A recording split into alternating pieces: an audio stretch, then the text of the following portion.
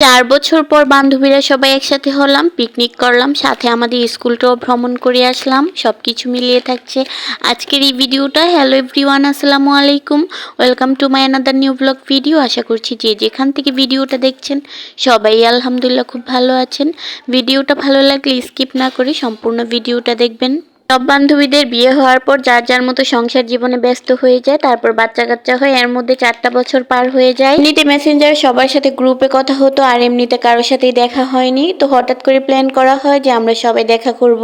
এর মধ্যে অনেকেই আসতে পারেনি, আর যারা যারা আসতে পেরেছিল তো তারাই আমরা সবাই দেখা করেছিলাম। আমরা 5জন বান্ধবী দেখা করেছিলাম একটা বান্ধবীর বাসায়। তো আমার বান্ধবীর হাজবেন্ড হচ্ছে গরুর মাংস নিয়ে আসছে, আর সাথে হচ্ছে মিষ্টি নিয়ে আসছে। আর আমার বান্ধবী হচ্ছে জর্দা বানিয়েছিল, ওইগুলো আমরা খেয়েছিলাম। তো এরপর আবার আমার বান্ধবীর ননদ বেল হচ্ছে ভেঙে নিয়ে আসছে, এটার হচ্ছে বেল ভর্তা করবে। তারপর আমরা এক একজন বান্ধবীর ব্যাগ চেক করছিলাম যে ব্যাগের ভিতরে আসলে বিয়ে হওয়ার পর, বাচ্চা হওয়ার পর মেয়েদের ব্যাগের ভিতরে কি থাকে, কি আর থাকবে। বাবুর ফিটার, বাবুর ফ্লাক্স, বাবুর দুধ, বাবুর ডাইপার, বাবুর টিস্যু, আর নিজের জন্য তো কিছুই থাকে না। তো আমার বান্ধবীর ব্যাগের ভিতরে তো বাবুর সব কিছু বের হওয়ার পর ও নিজের জন্য একটা কিছু বের হয়েছিল, ওইটা হচ্ছিল টোটাল লিপ বাম্প। তারপর হচ্ছে ওর ব্যাগের মধ্যে কিছু টাকা ছিল, ওইগুলো দেখিয়ে দিয়েছে। বান্ধবীর ব্যাগ দেখার পর আরেক বান্ধবীর ব্যাগে দেখছিলাম যে কি কি আছে। আসলে তাই বাচ্চার সব জিনিসপত্রই ছিল। বাচ্চা হওয়ার পর আর বাচ্চার ছাড়া আর মায়েদের কোনো জিনিসই থাকে না, এটাই হচ্ছে বাস্তব কথা। এক করে সবার ব্যাগ চেক করেছি, সবার ব্যাগ থেকে একই জিনিসপত্র বের হচ্ছিল। বাবুর ডাইপার, বাবুর খাবার, বাবুর সুজি, বাবুর ফ্লাক্স, বাবুর দুধ, এগুলোই তো। বাচ্চা হওয়ার পর তো এগুলোই থাকবে, আর কিছু করার নেই। এরপর আমার আরেক বান্ধবী বের করছিল, এটাও সেম একই অবস্থা, সব বাবুর জিনিস।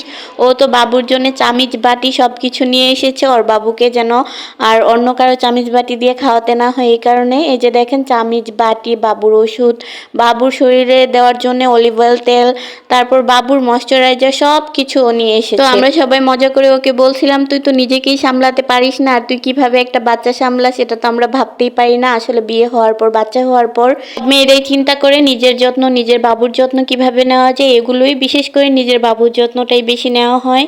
তো এই যে সবার ব্যাগ চেক করার পর তারপর আমার বান্ধবীর ননদ হচ্ছে এখানে আমাদের জন্য বেল ভর্তা বানিয়ে নিয়ে আসছিল। তো আমরা বান্ধবীরা সবাই একসাথে বসে বেল ভর্তা খাচ্ছিলাম, আর অনেক অনেক গল্প করছিলাম। সবাই শ্বশুর বাড়ির গল্প করছিলাম, সংসার জীবনের গল্প করছিলাম, স্বামী নিয়ে গল্প করছিলাম, অনেক অনেক গল্প করছিলাম, বাচ্চা নিয়ে কথা বলছিলাম।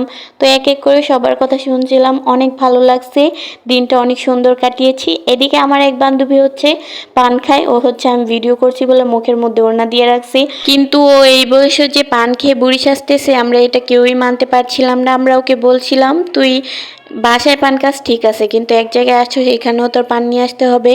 ও আসার আগে নাকি আমার বান্ধবীকে বলছিল যে তোর শাশুড়ি পান খায় কিনা। তো ওর শাশুড়ি পান খায় না বলে ও আবার পান নিয়ে আসছে, কারণ পান ছাড়া নাকি ও থাকতেই পারে না, খাওয়ার পরপরই নাকি ওর পান খেতে হয়। আর এমনিতেও নাকি ও সারাদিন পান খায়। আগে স্কুলে যখন পড়তাম তখনও দেখতাম ও পান খেত, কিন্তু এখনও হচ্ছে এই অভ্যাসটা ওর রয়ে গিয়েছে। কিন্তু আগের থেকে এখন একটু বেশিই পান খায়, কারণ কোথাও গেলেও দেখি ও সাথে করে পান নিয়ে যায়। কি একটা অবস্থা, বান্ধবীর এরকম অবস্থা দেখে আমরা সবাই হাসতে হাসতে শেষ। যেটা হচ্ছে আমাদের সবার জন্য বিরিয়ানি রান্না করেছে, রান্না বান্না সবকিছুই আমার বান্ধবীর শাশুড়ি করে দিয়েছে, সাথে আমার বান্ধবী শুটকির ভর্তা বানিয়ে নিয়ে এসেছে আমাদের জন্য। আমাদের এখানে সবাই হচ্ছে শুটকির ভর্তা লাভার। তো এই যে বিরিয়ানির সাথে হচ্ছে শুটকির ভর্তা আর হচ্ছে সালাদ, ওই দিনে আমাদের পিকনিকের মেনু ছিল এটা। তো সবাই বসে বাবুদেরকে ঘুম পাড়িয়ে রেখে এসে সবাই বসে খাবার খাচ্ছিলাম। এর মাঝে কয়েকজন ঘুম থেকে উঠে গিয়েছে। আমার মেয়ে তো সবার বাচ্চাকে মেরে দিয়েছে। সবাই আমাকে বলছিল তুই এরকম শান্তশিষ্ট, তোর মেয়ে এরকম কেন, এত চঞ্চল কেন। এদিকে আমার খাওয়া অর্ধেক হয়েছে, তার মাঝে আমার মেয়ে ঘুম থেকে উঠে পড়েছে। আমার মেয়ে ঘুম থেকে উঠে আমার বান্ধবীদের বাচ্চাদেরকে উঠিয়ে ফেলেছে টেনে। তারপর হচ্ছে আমরা খাওয়া দাওয়া শেষে সবাই আবার বোরহানি খেয়েছিলাম। বোরহানিটা প্রচুর ঠান্ডা ছিল, তার জন্য সবাই খুব ভালো করে খেতে পারিনি, যেহেতু সন্ধ্যা হয়ে যাবে, সবার বাসায় যেতে হবে। বাসায় যাওয়ার আগে আমরা সবাই মিলে আবার আমাদের স্কুলে গিয়েছিলাম। স্কুল থেকে ঘুরে যে যার মতো বাসায় চলে যাব।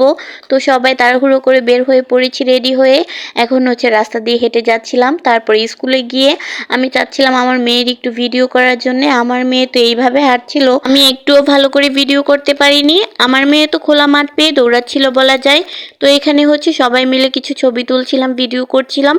এর এরপর যে যার বাসায় চলেছি। ওই দিনটা খুব সুন্দর কাটিয়েছিলাম, সব বান্ধবীরা একসাথে হয়েছিলাম, খুবই ভালো লেগেছিল। ইনশাআল্লাহ আল্লাহ যদি বাঁচিয়ে রাখে তাহলে আবারও একদিন সবার সাথে দেখা হবে।